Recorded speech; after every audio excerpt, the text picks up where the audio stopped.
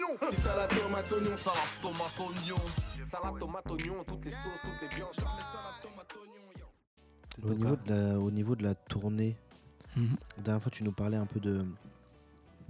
C'est quoi ton ressenti sur une tournée vraiment dans un tourbus ou un truc comme ça Ouais, raconte-nous un tourbus, Étienne. C'est comment? Alors, un tourbus, c'est un gros bus comme le bus des transports en commun, qui est équipé comme un camping-car chambé. Genre avec 18 couchettes en général, enfin ça varie, mais en général le max c'est 18. Avec un chauffeur, avec un salon ou 2 salons, avec une petite cuisine, avec un frigo rempli de bonnes choses à manger et à boire. Et c'est le moyen de transport qui nous permet en fait de rouler la nuit pour se déplacer d'un endroit à un autre. Donc en fait on peut faire le taf la journée, la nuit on dort, et pendant qu'on dort en fait on se déplace.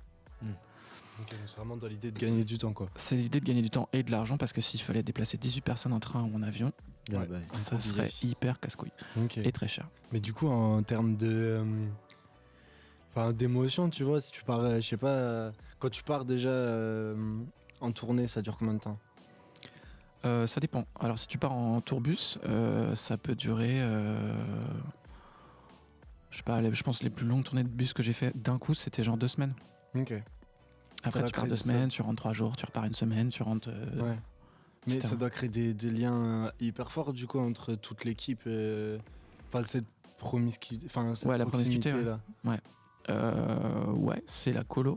Ouais, c'est ça. Mais il doit y avoir des embrouilles un peu des fois quand même. Bah ouais, tu mets 18 personnes ensemble dans un bus. Voilà. C'est Christoré, quoi. Ouais, peut-être pas, mais ouais. Ah non, mais tu sais, c'est des trucs de colo, quoi. Et du coup, tu retrouves qui dans le mec qui conduit le bus? Il fait partie de l'équipe aussi, du coup?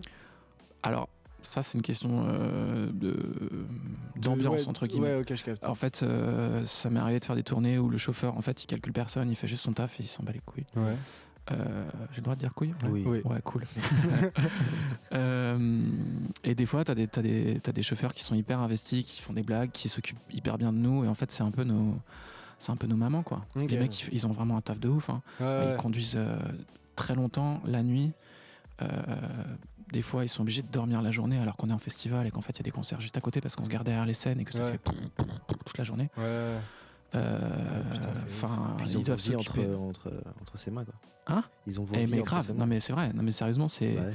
T'as pas envie, quand tu vois que ton chauffeur il a pas assez dormi, t'as envie de lui dire vas-y, fais une sieste, mec. Ouais, c'est ça. Ouais, c'est une grosse responsabilité. Mais du coup, dans les 18 là que tu disais, il y a l'ingé son, l'artiste, et puis le manager, il se balade avec vous. Alors ça dépend de la taille de la tournée. Ok. Si t'es sur si t'es sur une tournée, on va dire, qui démarre un tourbus, qui commence à être un tourbus, il y aura un tourbus avec l'artistique et la technique. Ok. Mais après, si tu fais des tournées un peu plus grosses, tu peux avoir 2, 3, 4 tourbus, où tu auras un tourbus technique. Alors tu peux avoir un tourbus technique, un tourbus artiste, après tu peux avoir un tourbus technique son, un tourbus technique lumière, tu peux avoir un tourbus artiste. C'est pour des trucs énormes, genre. Pas tant. Ah ouais? Non. Ok. Bah en fait, si tu fais une tournée de Zénith, tu tournes avec l'équipe technique et le matériel. Okay. Donc en fait, faut te dire que c'est un convoi où tu vas avoir, par exemple, 2 bus techniques, un son, un lumière, un bus artiste, et après tu auras 4 semi-remorques. Okay. Un qui va transporter le son, un qui va transporter la lumière, un qui va transporter la structure, donc tous la ferraille, les trucs pour accrocher et tout. Ouais. Plus les moteurs, enfin tu peux avoir vraiment plein de trucs. Ok, et l'artiste, c'est une question que je t'ai déjà posée, mais ça m'avait intéressé la réponse, je te la repose. Et l'artiste, il dort avec vous? Enfin, genre, il vit avec vous, tu vois? Alors, ça dépend des artistes, mais c'est vraiment au feeling. Il y a des artistes, on peut leur... en fait, dans les bus, il y a des salons qui sont transformables en chambres. Ok. Et du coup, l'artiste peut avoir sa chambre à lui avec une grande chambre, un lit de place et la télé, et voilà. Ok. Pendant que vous dormez dans des petites couchettes. Ouais. Ouais. Mais après, c'est ok. Comme on disait la dernière fois, en fait, c'est important aussi que l'artiste ou les artistes soient bien reposés pour faire des bons shows, parce que c'est quand même pour ça qu'on est là. Ouais, bah ouais. Et du coup, s'il peut se reposer mieux comme ça, bah, écoute, tant mieux pour lui. Carrément. Ok, putain, en vrai, c'est ouf. Tu vois, c'est des milieux qu'on connaît pas du tout, genre les tourbus. Et vous mangez quoi? Alors, on mange... En fait, on mange dans ce qu'on appelle les catering. Les catering, ça veut dire cantine en anglais. Ok. Et le catering, en fait, c'est ce qu'il y a dans, on va dire, tous les festivals et toutes les salles.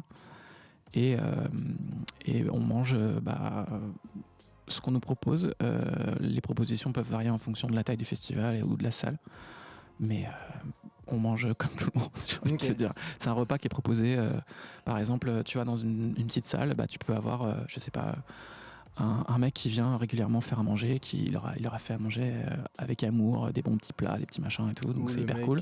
Ou des fois, t'arrives et c'est genre barquette, c'est comme ça. Tu vas avoir des festivals où la bouffe elle est chambée, des fois elle est dégueulasse, enfin ça dépend.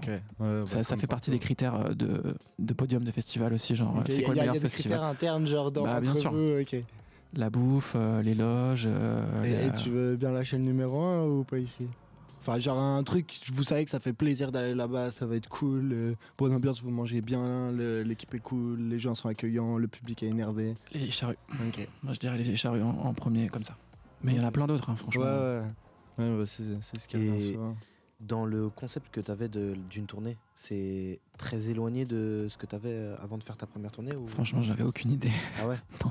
T'es parti comme ça sans... Non, en fait, je suis resté 4 ans dans la première salle de concert où j'ai bossé, à la Maroquinerie. Ouais. Et après, je suis tombé sur un groupe qui s'appelle Fauve, qui est un groupe français qui était vraiment pas connu à l'époque. Et c'était vraiment au tout début, et on est parti en tournée direct. Et j'avais aucune idée de ce que c'était, mais du coup, en fait, comme il commençait à être connu, on a tout fait, quoi. On a fait des petites salles de concert toutes pourries, après on a fait des trucs un peu plus gros. Limite, vous avez tout découvert ensemble. Hein. Ouais, okay. Et c'était vraiment chouette. Ah, tu m'étonnes. Mais puis en termes de fatigue, ça doit être... Alors la fatigue, c'est compliqué à gérer, parce qu'en fait, on n'a pas d'horaire.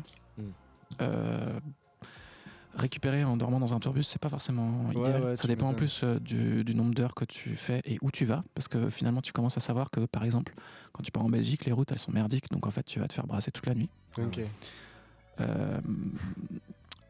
Et puis juste dormir correctement, dormir justement en festival avec des scènes à côté, qui foutent un bordel pas possible.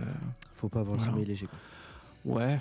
Faut pas avoir le sommeil léger, et puis après t'as envie de faire un peu la teuf, tu bois un coup, t'as envie d'aller te promener, faire des trucs, tout ça c'est à la fois sa ressource, en même temps ça fatigue. La gestion de la fatigue elle est difficile, et du coup quand t'es fatigué t'es plus énervé, quand t'es plus énervé t'es plus irritable, et puis du coup tu peux t'embrouiller.